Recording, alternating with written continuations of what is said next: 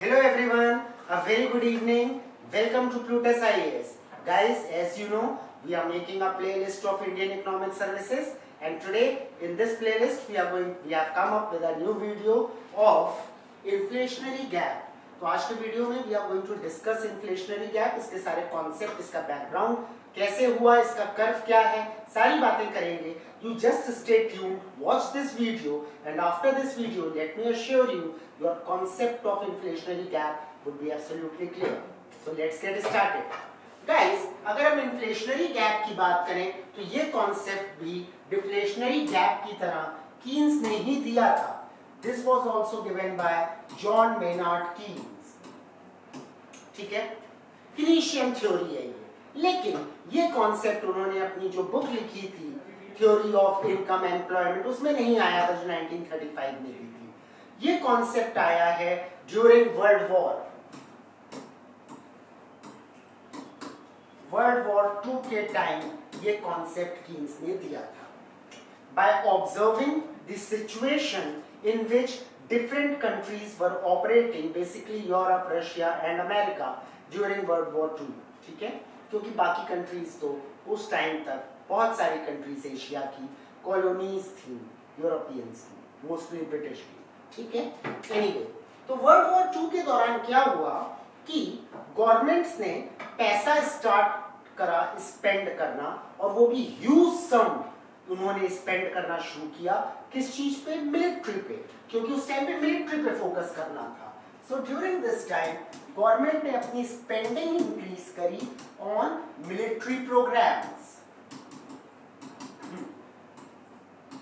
Okay? जब government ने अपनी स्पेंडिंग मिलिट्री प्रोग्राम्स में करी, तो यहां पर रिसोर्सेज डाइवर्ट हो गए मिलिट्री की तरफ. Most of the resources military की तरफ डाइवर्ट हो गए. जब रिसोर्सेज मिलिट्री की तरफ डाइवर्ट हुए तो क्या हुआ? जो कॉमन लोग थे, आम जनता, उनके पास रिसोर्सेज की डेफिशिएंसी हो गई. राइट? क्योंकि सारे गुड्स तो जा रहे हैं, या ज्यादातर गुड्स तो जा रहे हैं मिलिट्री के पास, तो कॉमन मैन के यूज के लिए तो गुड्स की कमी हो जाएगी. और जब गुड्स की कमी हो जाएगी तो क्या होगा?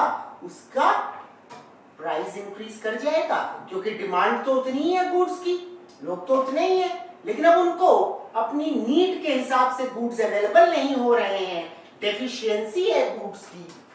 फॉर कॉमन पीपल,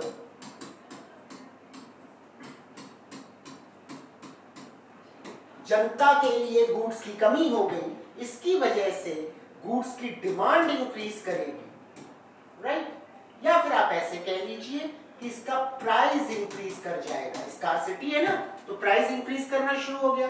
अब जब गुड्स का प्राइस इंक्रीज करेगा तो लोगों ने, समझिए, लोगों ने अपने खर्चे नहीं बढ़ाए, पर जो गुड्स थे वही महंगे हो गए. इन्फ्लेशनरी प्रेशर आ गया यहां पर.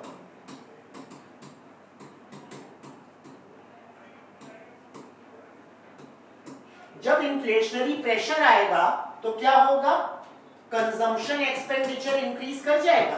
कंजम्पशन नहीं बढ़ा है, कंजम्पशन उतना ही है या फिर उससे भी कम हो गया है, पर पहले जितना कंजम्पशन करने में पैसा लगता था उससे काफी ज्यादा पैसा लग रहा है, क्योंकि गुड्स के प्राइसेस इंक्रीज हो गए. तो यहां पर कंजम्पशन एक्सपेंडिचर भी इंक्रीज कर दिया. Getting my point? Third, government ने डेट लेना भी शुरू किया. जब गवर्नमेंट ने डेट लेना शुरू किया, तो डेट को, क्यों डेट ले रहे हैं? मिलिट्री एक्सपेंडिचर को इंक्रीज करने के लिए, वॉर जीतने के लिए. जब गवर्नमेंट डेट ले रही है तो क्या करेगी गवर्नमेंट? उस डेट को रीपे करने के लिए या उसका इंटरेस्ट रीपे करने के लिए गवर्नमेंट ने excess printing of currency start की.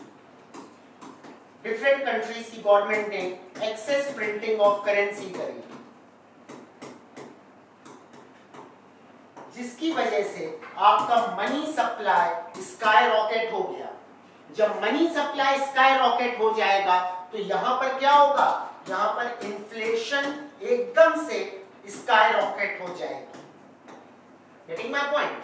अगर आप इन फैक्टर्स को कंबाइन करें तो एग्रीगेट डिमांड होता है C plus I plus G. अगर मैं क्लोज्ड इकोनॉमी की बात करूं, government spending all time high है, consumption expenditure all time high है, इन्वेस्टमेंट भी मिलिट्री में हो रही हाई है, एग्रीगेट डिमांड बहुत ज्यादा इंक्रीज कर गई, एक्सेस प्रिंटिंग ऑफ करेंसी की वजह से मनी सप्लाई इंक्रीज कर गई, एग्रीगेट डिमांड बहुत ज्यादा इंक्रीज करने से प्राइस तो शूट अप कर ही रहे हैं, प्लस इन्फ्लेशन आ गया क्योंकि मनी सप्लाई बहुत है जिसकी वजह से प्राइस और शूट अप कर गए। कुछ कंट्रीज में तो हाइपर इन्फ्लेशन की भी सिचुएशन आ गई।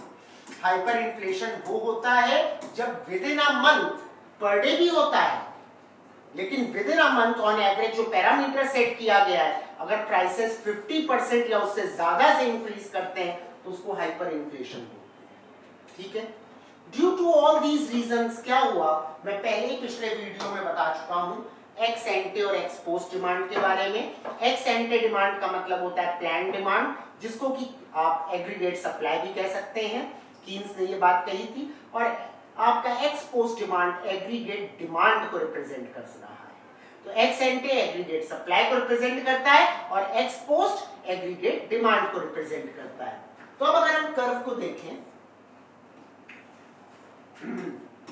यहां पर y है आपका इनकम, यहां पर आपका aggregate demand, consumption, investment, government spending. ये रही आपकी एक्स एंटे डिमांड जिसको आप एग्रीगेट सप्लाई कह सकते हो, और ये रही आपकी एग्रीगेट डिमांड या x post demand, right.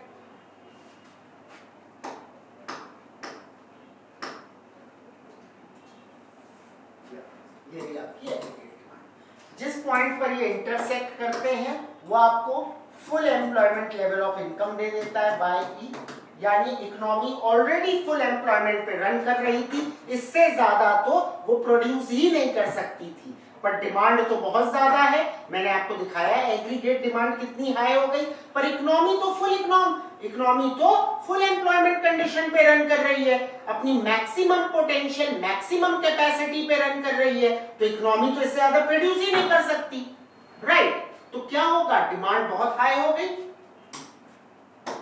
Aggregate demand increase कर गई। ध्यान रखिएगा ये दोनों कर्व एग्रीगेट डिमांड के एक दूसरे के पैरेलल आएंगे, ठीक है। Now the point of intersection is here, यानी कि फुल एम्प्लॉयमेंट लेवल से ज्यादा, फुल एम्प्लॉयमेंट लेवल से ज्यादा इनकम की बात हो रही है। तो ये जो आप गैप देख रहे हैं, this gap, full employment level और इसका, ठीक है, ये इन्फ्लेशनरी गैप कहलाता है। दिस इज इन्फ्लेशनरी गैप, और यही कंडीशन थी वर्ल्ड वॉर 2 के दौरान, इस चीज को ही कीन्स ने एक्सप्लेन किया।